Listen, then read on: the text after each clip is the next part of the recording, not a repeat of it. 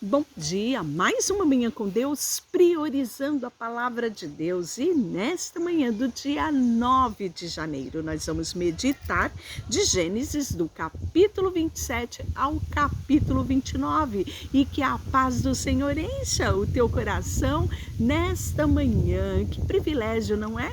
Estarmos gravando aqui o devocional nesta manhã, ao ar livre, em plena natureza. Eu quero compartilhar a bênção de estar neste lugar com você, né? Capítulo 27, Jacó rouba a bênção de Esaú. Lembrando que Jacó e Esaú são gêmeos, né? Nascidos de Rebeca, esposa de Isaac. E nós vamos ver a luta, né? Vimos agora recentemente a luta que eles tiveram no ventre, a disputa. E aqui, certo dia, quando Isaac já era velho, estava ficando cego, Esaú, seu filho mais velho, recebeu um chamado, né? Ele foi até o pai dele disse, meu filho, e ele respondeu, aqui estou. Isaac disse, eu estou velho, não sei quando vou morrer. Pegue suas armas, arcos e flecha e vá ao campo caçar um animal para mim. Depois prepare meu prato favorito e traga aqui para eu comer. Então, tínhamos aqui 2 filhos.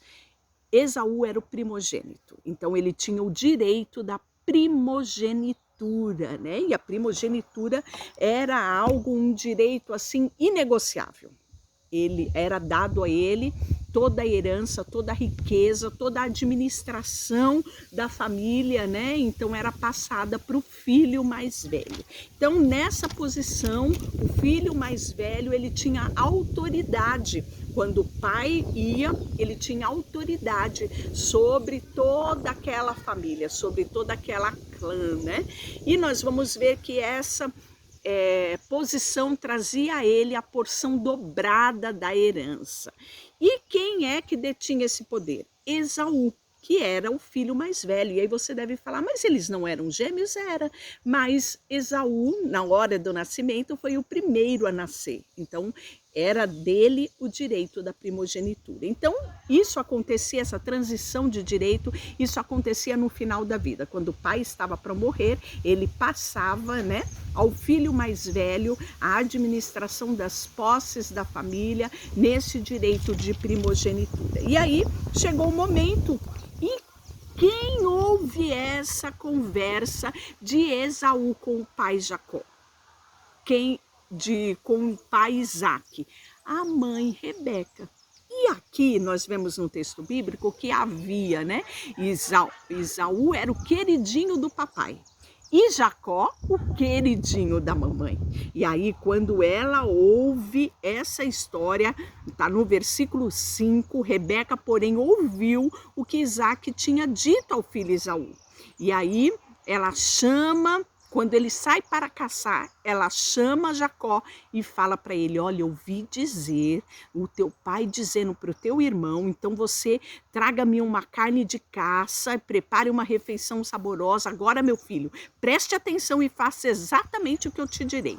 Vá ao rebanho e traga-me 2 dos melhores cabritos. Eu usarei para preparar o prato favorito do seu pai. Quem conhecia tão bem o marido quanto a esposa, não é? E ela vai preparar esse prato pegado ali do rebanho e não da caça.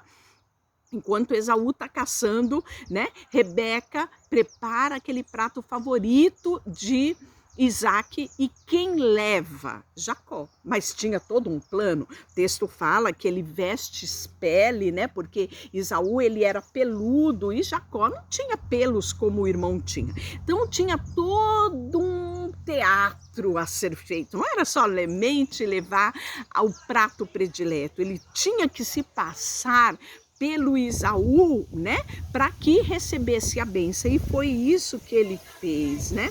E aí nós vamos ver que Jacó, na verdade Isaac, ele cisma, ele pergunta, é você, Esaú, ou Jacó? Eu tô sentindo que é Jacó, não é? E aí Jacó disse, eu sou Esaú, teu filho mais velho, fiz o que o Senhor me mandou, né? E aí Isaac perguntou, como encontrou uma caça tão depressa? depressa, meu filho. Olha, está no versículo 20. E Jacó responde: o Senhor, o seu Deus, colocou em meu caminho. Olha só, usando a desculpa, usando a artimanha de Deus. Será que isso só aconteceu naquela época? Não, acontece até nos dias de hoje. Quantas vezes nós, para satisfazermos os nossos desejos, os nossos intentos do nosso coração, nós colocamos Deus como se Deus validasse, né, situações da nossa vida. Por quê? Para nos favorecer, para nos justificar. Aconteceu isso aqui com Jacó. E aí nós vamos ver que mais tarde, depois de Isaac comer e se satisfazer, ele abençoa Jacó pensando ser Esaú. Depois que acaba essa encenação, porque foi um teatro, concorda? Quem chega do campo com a caça? Quem chega com o prato favorito? Esaú, exatamente. E quando ele traz para o seu pai, a tristeza, a revolta é tão grande que não havia mais bênção. Jacó já tinha tomado a bênção que era de Esaú. E Esaú fica tão revoltado com isso, né? Porque não podia se invalidar uma bênção, que Esaú promete que quando o pai dele morresse, ele mataria o irmão dele, que aquela situação não ia ficar de graça. Olha que situação familiar complicada, não é? Aqui eu garanto para você, viu? Que Rebeca não teve sabedoria de administrar, né, este relacionamento dos dois filhos para com o pai. Ela manipulou para que Jacó, né, recebesse essa bênção. E aí nós vamos ver que Jacó recebe a bênção, né? E aí nós vamos ver que quase que Isaac morre quando o filho Esaú chega. Olha só, Isaac começou a tremer incontrolavelmente e disse: quem me serviu a carne de caça? Acabei de comê-la pouco antes de você chegar e abençoei aquele que me trouxe. Essa bênção, ela deve permanecer, ela não pode ser revogada, né? E quando Esaú ouviu essas palavras do pai, ele soltou um grito amargurado: ah, meu pai e eu, abençoe-me também, né?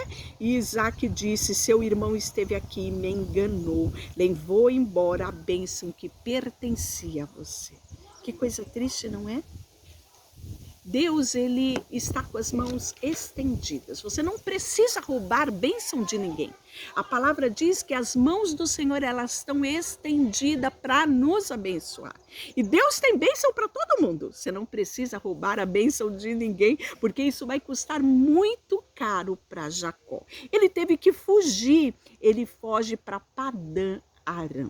Isso mesmo, né? E nós vamos ver que Rebeca, né, sem sabedoria, foi a manipuladora de toda essa situação e ela não pôde ver, né, na velhice o seu filho. Ela teve assim o desprazer de conviver com noras que não eram do agrado dela, porque Esaú casou com mulheres que desagradavam o seu pai. Tá tudo relatado aqui. E Jacó, o seu filhinho favorito, estava longe dela, né? E você vai ver que Jacó vai ter que aprender muita coisa, não é? Isso lhe custou muito caro. Então ele vai fugir com medo do seu irmão e nós vamos ver que ele vai chegar à casa do seu avô Betuel e ele vai se casar com uma das filhas do seu tio Labão, né? Que o Deus Todo-Poderoso te abençoe e lhe dê muitos filhos, que ele se multiplique e venham ser uma numerosa nação. A bênção que estava sobre quem? Sobre o seu avô Abraão.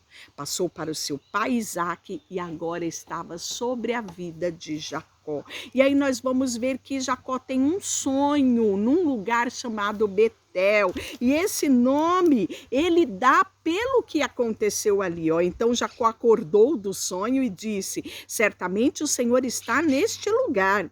e eu não havia percebido. Contudo, também teve medo e disse: como é terrível este lugar, não é outro senão a casa de Deus, a porta do céu. Então, Betel significa casa de Deus, porta do céu, né? Está no capítulo 28, versículo 16. Então, na manhã seguinte, Jacó se levantou bem cedo, pegou a pedra na qual havia descansado a cabeça, feito de travesseiro, colocou-a em pé como uma coluna, como um memorial. Derramou azeite de oliva sobre ela e chamou o lugar de Betel, casa de Deus. E ali ele faz um voto, pedindo a proteção de Deus sobre a sua jornada. Se de fato Deus for comigo, me proteger nessa jornada, me providenciar alimento, roupa e me fizer voltar são e salvo à casa do meu pai, então o Senhor será o Senhor meu Deus, né? E ele coloca aquela coluna como memorial. E Jacó vai chegar em Padã Arã, no capítulo 29, e ali, né, ele vai conhecer a família, sua família por parte ali de mãe. Ele explica para ali as pessoas, né, que estavam, quem ele era, e nós vamos ver que ele vai se apaixonar pela sua amada Raquel. Isso. E Raquel tinha uma filha, uma irmã mais velha, chamada Lia. E nos costumes daquela época, não se casava a mais nova sem antes casar a mais velha. Mas Labão manipulou a situação. Fez Jacó entender que ele casaria com o amor da sua vida, chamada Raquel. E ele trabalha, não é? 7 anos na esperança de casar com o seu grande amor, Raquel. E no dia do casamento, que ele pensa casar com Raquel, sabe com quem ele casa? Com Lia. A irmã mais velha de Raquel. Está relatado no 28, a partir do versículo 15. E aí nós vamos ver que ele vai trabalhar mais 7 anos para casar com a sua amada Raquel. Fique aqui, trabalhe comigo. Então Jacó trabalhou 7 anos por Raquel. Ele a amava tanto que lhe pareceram apenas alguns dias. Naquela época, diante dos costumes, era possível sim ter mais do que uma mulher, né? Então, na manhã seguinte, Jacó acordou, né, com aquela decepção do primeiro casamento dele, que era Lia, né? Mas logo tudo foi conversado e nós vamos ver que ele trabalha novamente para casar com Rebeca. Você notou que interessante? Lá ele enganou o irmão, aqui ele é enganado pelo próprio sogro. Né? E a vida vai começar a ensinar a Jacó, né, as coisas que desagradavam a Deus e as coisas que agradavam a Deus.